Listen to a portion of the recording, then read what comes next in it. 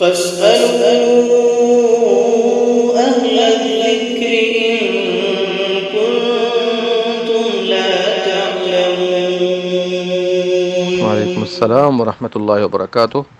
اللہ آپ سبوں کو صحت و عافیت سے نوازے، دین پر قائم رکھے، دین و دنیا کی بھلائی نصیب کرے اور ہر شر سے نجات دے، آمین یا رب العالمین. دیکھیے، آپ کا سوال ہے کہ ایک آدمی فجر میں سویا رہ گیا اور دیر سے آنکھ کھلی، تو اب وہ فجر کی نماز کب پڑھے گا؟ یہی سوال ہے نا. دیکھیے، سوئے رہ جانے کی دو وجہ ہو سکتی ہے. سوئے رہ جانے کی دو وجہ ہو سکتی ہے. ایک تو وجہ ہے کہ انسان بلا اختیار سو رہا ہو، کوشش تو کی اس نے، الارم بھی لگایا، کسی سے کہہ بھی دیا اٹھانے کو، لیکن نہیں اٹھ سکا، کوشش کی، سویا رہ گیا.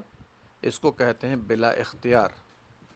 تو جو بلا اختیار سویا رہ گیا، وہ اٹھے گا. جب اٹھے گا، سب سے پہلا کام وضو کر کے یہ ہو کہ وہ نماز پڑھ لے، اور انشاءاللہ اس کو گناہ بھی نہیں ہوگا، اور اس کو پورا پورا ثواب ملے گا.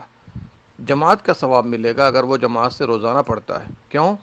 اس لیے کہ اسلام نے بلا اختیار، جس میں انسان کا اختیار نہ ہو، تو اس کو پورا پورا ثواب دینے کا وعدہ کیا ہے. اور اللہ تعالیٰ نے ایسے لوگوں سے قلم کو روک لیا ہے، گناہ نہیں لکھا جاتا. پیارے نبی صلی اللہ علیہ وسلم نے فرمایا، رفع القلم عن ثلاث، 3 طرح کے لوگوں سے قلم کو روک لیا گیا ہے، گناہ نہیں لکھا جاتا. اس میں سے ایک کون ہے؟ وعن النائم، سونے والے سے یہاں تک کہ بیدار ہو جائے. ٹھیک ہے نا. تو ان لوگوں سے قلم کو روک لیا گیا ہے، گناہ لکھا نہیں جاتا، چونکہ جان کر نہیں سویا ہے، عمدن اور قصدن نہیں سویا ہے. ٹھیک ہے نا. تو جب اٹھے گا، وضو کرے اور فوراً نماز پڑھے. اور اس کے لیے مکروہ وقت بھی نہیں ہے، جب بھی اٹھے، چاہے سورج نکل رہا ہو، نکل چکا ہو، یا نہ نکلا ہو، اٹھتے ہی فوراً نماز پڑھے گا. ظہر کا انتظار نہیں کرے گا. اس لیے کہ اگر ظہر کا انتظار کرے گا اور اس سے پہلے موت ہو گئی، تو پھر اس کا معاملہ کیا ہوگا؟ قیامت کے دن سوال کیا جائے گا. ٹھیک ہے نا. اور جب نماز پڑھے گا تو پہلے سنت پڑھ لے، جیسا کہ صحیح بخاری کے اندر ہے، نبی صلی اللہ علیہ وسلم کی سفر سے آتے ہوئے، سفر سے واپسی میں نماز فوت ہو گئی فجر کی. تو سورج نکلنے کے بعد سب سے پہلے نبی صلی اللہ علیہ وسلم اور صحابہ کرام نے سنت ادا کی، پھر فرض ادا کیے، پھر فرض ادا کیے. ٹھیک ہے نا. تو پتہ یہ چلا کہ جو لوگ جان کر نہیں سوتے، بلا اختیار نہیں سوتے، ان کے لیے مسئلہ یہ ہے. اچھا، اب دوسری حالت یہ ہے کہ آدمی جان کر سو رہا ہو، رات ہی میں ارادہ تھا کہ دیر سے اٹھنا ہے، تو جان کر سویا نا.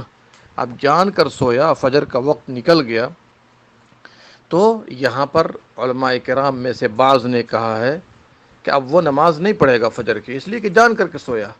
اور جان کر سونے کی بنا پر جب وہ اٹھے گا، پہلے استغفار کرے گا، توبہ کرے گا، پھر کلمہ پڑھے گا. اس لیے کہ جان کر سونے کی بنا پر وہ اسلام سے باہر ہو گیا. جان کر بندہ سوئے یا جان کر چھوڑ دے نماز کو، تو ایسا آدمی علماء کے صحیح قول کے مطابق اسلام سے باہر ہو جاتا ہے. نبی صلی اللہ علیہ وسلم نے فرمایا، ان بین الرجل و بین الکفر والشرک ترک الصلاۃ، انسان اور کفر و شرک کے درمیان فرق نماز چھوڑنے کا ہے. مسلم کی حدیث ہے. مسند امام احمد کے اندر ہے، العہد الذی بیننا وبینہم الصلاۃ فمن ترکہا فقد کفر، ہمارے درمیان اور اہل کتاب اور کفار کے درمیان جو فرق ہے وہ نماز چھوڑنا ہے. جو چھوڑ دیتا ہے جان بوجھ کر، یہاں تک کہ وقت نکل گیا، تو وہ کافر ہو گیا. تو پہلے وہ توبہ کرے گا، کلمہ پڑھے گا، پھر اس کے بعد انشاءاللہ نماز کو پڑھے گا. ٹھیک ہے نا. تو یہاں پر ذرا ایسا یہ مسئلہ سمجھ لیجئے گا.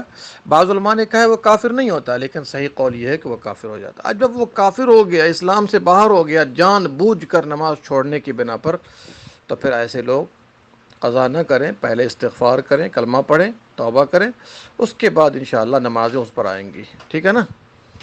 تو یہ خیال رکھیے گا، آدمی جان بوجھ کر نہ سوئے، بلکہ کوشش کرے، الارم لگا لے. نہیں اٹھ سکا تو اللہ تعالیٰ پورا پورا ثواب دینے کو تیار ہے. دونوں حالتیں میں نے واضح کر دی ہے. ایک ہے جان بوجھ کر سونے والے کی حالت، اور ایک ہے بلا اختیار سونے والے کی حالت. ظہر کا انتظار کوئی بھی نہ کرے، بلکہ بلا اختیار نیند ہے، اٹھے، وضو کر کے سب سے پہلے نماز پڑھے، اور نماز پڑھنے میں پہلے سنت پڑھے، پھر فرض پڑھے، اور پھر یاد رکھیے گا جو بلا اختیار سونے والے لوگ ہیں، جن کی آنکھ نہیں کھل پاتی ہے، تو اللہ سبحانہ و تعالیٰ نے گناہوں کو ان سے معاف کر دیا ہے، ان کے لیے گناہ نہیں لکھا جاتا، سونا ان کے لیے صدقہ ہے، پورا اٹھنے کے بعد نماز پڑھنے پر ثواب ملے گا۔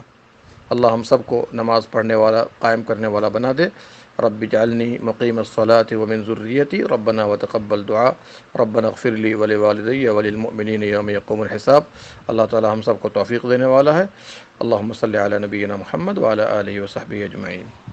رب اشرح لي صدري ويسر لي أمري واحلل عقدة من لساني يفقه قولي رب اشرح لي صدري ويسر لي أمري واحلل عقدة من